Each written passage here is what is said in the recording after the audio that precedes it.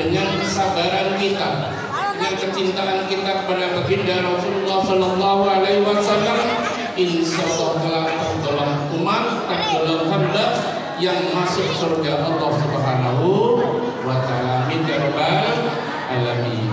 Oh Pak, mau ke surga gak? Mau ke surga gak? Mau ke surga? Pernah ke sana? Belum kan? Ya.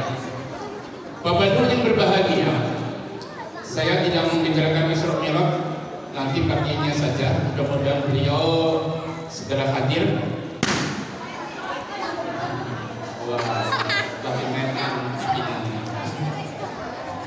Yuk kita sama-sama mengkaji, memahami Al-Quranul Karim yang Allah turunkan kepada baginda Nabi besar Muhammad Sallallahu Alaihi Wasallam, dan untuk kita semuanya agar kita termasuk hamba nanti golongan orang-orang yang diridhokan surga Allah Subhanahu wa Ta'ala. Bapak, ini sekarang sudah 28 Rajab. Tinggal hitung hari bulan Rajabnya sudah memasuki bulan Sya'ban selesai, datang bulan Ramadan. Kira-kira kalau kita kedatangan Ramadan bahagia atau kira-kira tambah sedih? Bahagia tambah sedih? Sebenarnya apa sedih?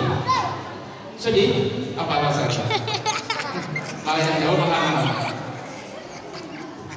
Bagi kita sebagai umat muslim yang beriman, sekarang saat-saat yang istimewa di antara bulan yang mulia yaitu bulan Rajab, sebagai bulan Sya'ban, dan insya Allah mudah-mudahan kita semuanya diberi umur panjang oleh Allah Subhanahu wa Ta'ala menemukan bulan suci Ramadan. Kenapa Bapak Ibu yang berbahagia?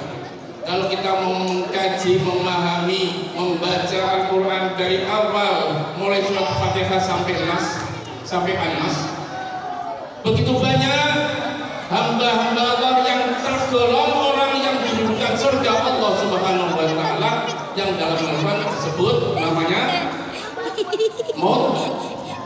muttaqin. Apa itu? Muttaqin. Takwa.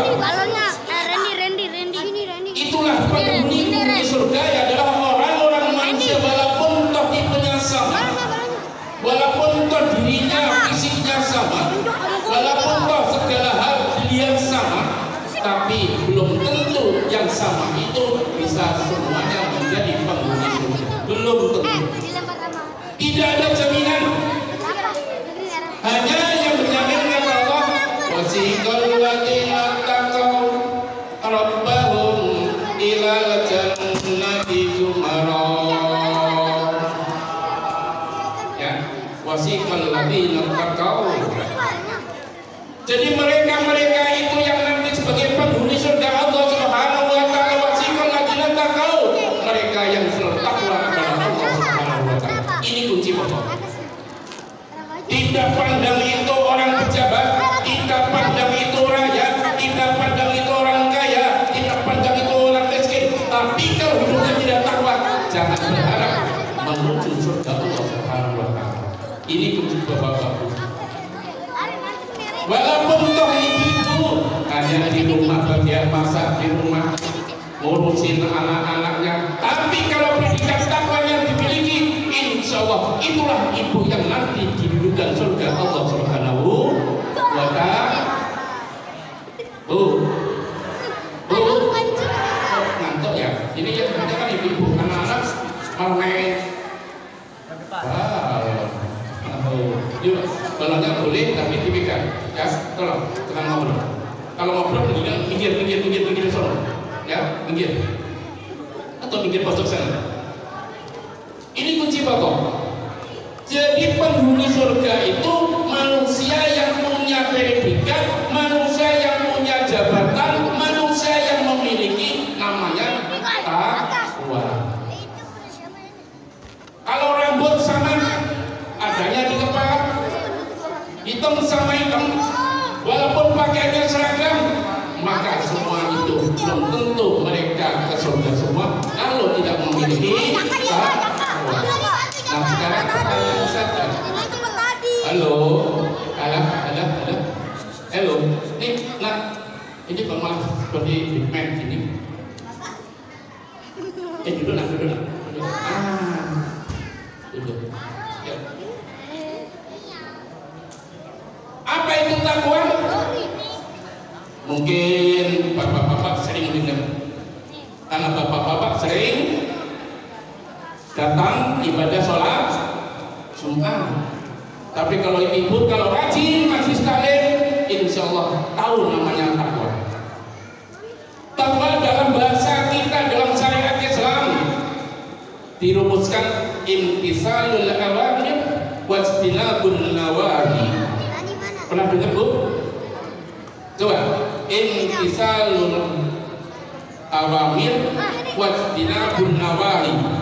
Ini bahasa aslinya, yaitu melakukan perintah Allah Subhanahu wa taala dan menjauhi larangan Allah Subhanahu wa taala. Cukup mudah dilisan, cukup mudah di mulut, cukup ringan diucapkan, tapi sulit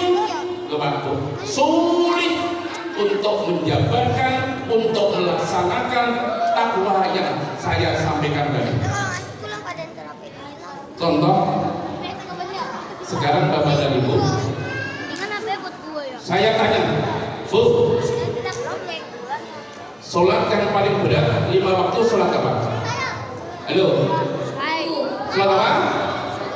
Halo? Sholat apa? Kau tahu? Tahu lah. Mungkin Bapak-bapak. Sholat 5 waktu paling berat sholat apa? Ya sholat dulu dan enggak tahu subuh ya. Sholat subuh Bapak Ibu. Kenapa? Karena predikat takwa belum ada dalam dirinya. Gitu loh. Orang menjawab tadi saya katakan paling berat sholat 5 waktu adalah sholat subuh. Kenapa demikian? Karena predikat takwa belum ada pada dirinya. Kalau sudah ada pada dirinya, tidak ada bahasa namanya berat. Kenapa? Janji Allah, sholat subuh berjamaah pahalanya sama dengan sholat 1 malam suntuk. Kita semua bapak-bapak. Sehingga orang-orang yang cinta kepada Allah, orang-orang yang ingin dapat pendidikan takwa, orang-orang yang ingin didudukan surga Allah Subhanahu wa taala, ketika waktu subuh tiba berusaha dia berjamaah ke masjid atau ke musola. Pertanyaan kita, Pak, ibu-ibu kan baik sholat di rumah, bisa ya, bisa enggak? Jawabannya bisa ya, bisa enggak? Saya ulang lagi, ibu tentunya protes, Pak, kalau ibu katanya sholat bagusan di rumah, bisa ya, bisa enggak? Kenapa demikian? Tapi kalau bapak-bapak wajib berjamaah, harus berjamaah, baik musola atau masjid. Memang dalam hukum agama, kalau jamaah untuk bapak-bapak ke masjid atau ke musola itu adalah ada yang mengatakan fardu kafayah, ada yang mengatakan fardu ain. Coba, baik bapak-bapak. Kalau ibu-ibu, tadi saya ulang kembali, ibu-ibu bagaimana kalau seandainya ke masjid? Lebih bagus. Dengan catatan, kalau datang ke masjid, berpakaianlah yang rapi, yang sopan, tidak tertutup auratnya. Jangan gengsi. Kadang-kadang datang ke masjid kepingin jamaah bersama-sama, imam di masjid atau di musola, tapi pakaiannya dari rumah itu berpakaiannya yang belum menutup aurat, itu yang tidak diperbolehkan Bapak dan Ibu, ibu-ibu. Dari rumah sudah siap-siap berpakaian mengenal dengan rapi, dan yang kedua kondisi tidak ada penghalang apa-apa. Artinya apa? Lah kalau rumahnya ibu di depan masjid ini kan aman. Beda. Misalnya di pabrik susu sana datang ke sini kondisi malam takut. Ada orang yang jahat bisa jadi. Lah kalau rumahnya di depan kanan kiri masjid, belum jamaah kok males. Bapak dan Ibu yang berbahagia. Kalau Bapak Ibu yang sudah pernah ke Mekah, sudah pernah ibadah ke Mekah, baik Makkah maupun Madinah, Bapak Ibu semuanya berbondong-bondong menuju ke Masjidil Haram, ke Madinatul Munawwarah. Tidak ada satupun yang kepingin sholat di rumah, atau di penginapan, atau di hotel. 1 jam sebelumnya waktu tiba, mereka sudah berbondong-bondong menuju Masjidil Haram, menuju Madinatul Munawwarah. Ini Bapak dan Ibu. Kenapa nggak dipraktekkan? Setelahnya dia pulang dari haji, pulang dari umroh, kembali seperti dulu lagi. Katanya ciri-ciri orang yang dari haji, ciri-ciri orang yang dari umroh, yang mereka itu namanya haji mabrur, umroh mabrurah, maka ada perubahan yang lebih baik. Ini Bapak dan Ibu. Misalnya pada waktu dia berangkat haji, berangkat umroh, dia di sana rajin jamaah, sholat tepat waktu, maka lakukanlah ketika pulang dari Makkah maupun Madinah. Inilah ciri-ciri yang namanya hasil haji, hasil umroh lebih baik sebelumnya dibanding ketika dulu. Bapak ini yang berbahagia. Kemudian perempuan itu memang sampai saat ini khususnya di Indonesia, khususnya di Jakarta, ya. Ini kadang-kadang jamaah itu alasannya banyak beribu maaf, banyak alasan beribu-ribu alasan.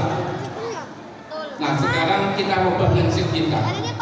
Sepanjang kondisi dari rumah aman menuju masjid, sepanjang kondisi aman, tidak ada masalah apa-apa, segeralah panggilan Allah merupakan as-salatu khairum minan naum. Segera datang, ya.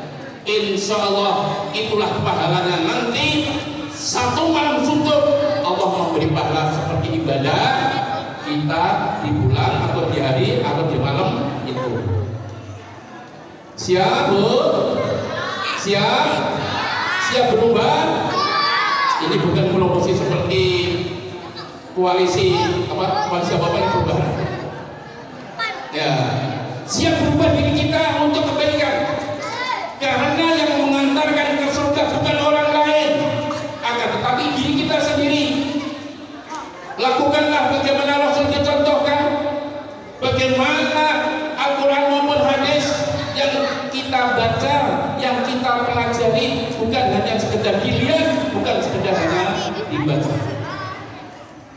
Ayo, saya bacakan surat pertama Al-Baqarah dahulu. Ini harus kita tanamkan pada diri kita.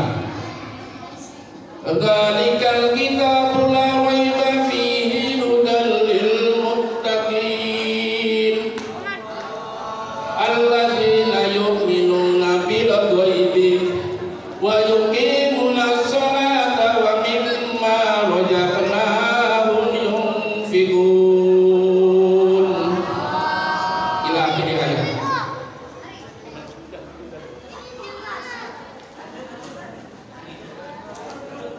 Sepakat ya, kira-kira 5 menit lagi ya. Kalau Pak Ibu kita doa aja ya. Oke.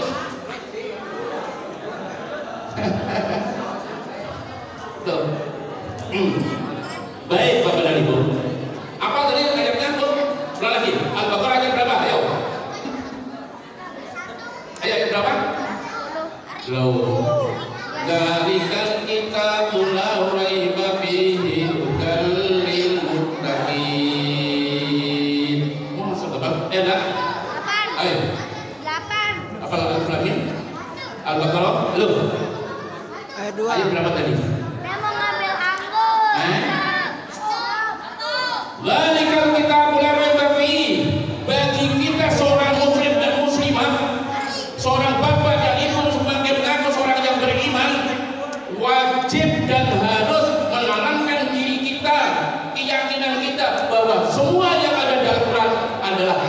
dari Allah Subhanahu wa Ta'ala. Ini ciri-ciri pokok. Kalau Bapak Ibu masih meragukan isi Al-Quran, apa itu? Pasti, saya pastikan, pasti akan menjadi penghalang menuju surga Allah Subhanahu wa Ta'ala. Halo, ya, kalau ibu-ibu atau bapak-bapak yang masih meragukan isi Al-Quran, maka itu akan menjadi penghalang menuju surga Allah Subhanahu wa Ta'ala. Saya yakin, karena Allah dzikr kita boleh rekopi Al-Quran itu apa saja yang menunjukkan perintah maupun larangan pasti benar dari Allah Subhanahu wa Ta'ala. Untuk apa? Nah ini hudal lil muttaqin, hanya menjadi petunjuk bagi orang-orang yang takwa. Ini Bapak dan Ibu. Makanya puasa untuk menjadi takwa, sholat menjadi takwa, karena takwa itulah yang nanti mengantarkan kita menuju surga Allah Subhanahu wa Ta'ala. Hidup tidak lama Ibu Bapak. Tadi disampaikan oleh Bapak Jujari, kemarin masih ngobrol, ternyata di sekian jam berikutnya diberitakan inna lillahi wa inna ilaihi raji'un. Bisa protes Ibu? Bisa protes? Nggak bisa. Nggak bisa. Nggak ada yang bisa protes. Nggak ada yang bisa menghalangi. Walaupun duitnya banyak, walaupun jabatannya tinggi, walaupun mereka segala-galanya punya, tidak bisa protes dan bisa menghalang-halangi lagi. Oleh karena itu Bapak dan Ibu, yuk, manakala Israel sudah datang ke kita siap kapan saja, siang maupun malam, hanya mengharap ridha Allah Subhanahu wa Ta'ala agar kita kembali kepada Allah, tergolong orang-orang yang kembali ke surga Allah Subhanahu wa Ta'ala. Itu kunci pokok. Karena nah ini semakin habis. Cukup ya Pak, Bapak kalau gitu saya cukupin aja. Halo Pak Ustaz, Ipin mana? Nah kalau saya kan doa ini loh Pak. Enggak terus gimana gitu saya. Nah nggak apa-apa. Kalau enggak kalau lama Pak Ustaz Ipin sampai jam berapa dan bagaimana ini saya nggak tahu. Nah kalau sudah siap-siap sih, siap sampai sama malam itu siap-siap Pak. Kasihan ya bapak-bapak ibu-ibu yang lama.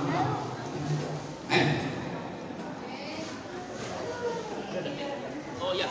Kalau berita baik, insya Allah tidak lama lagi datang katanya. Siap mendengarkan nggak lupa?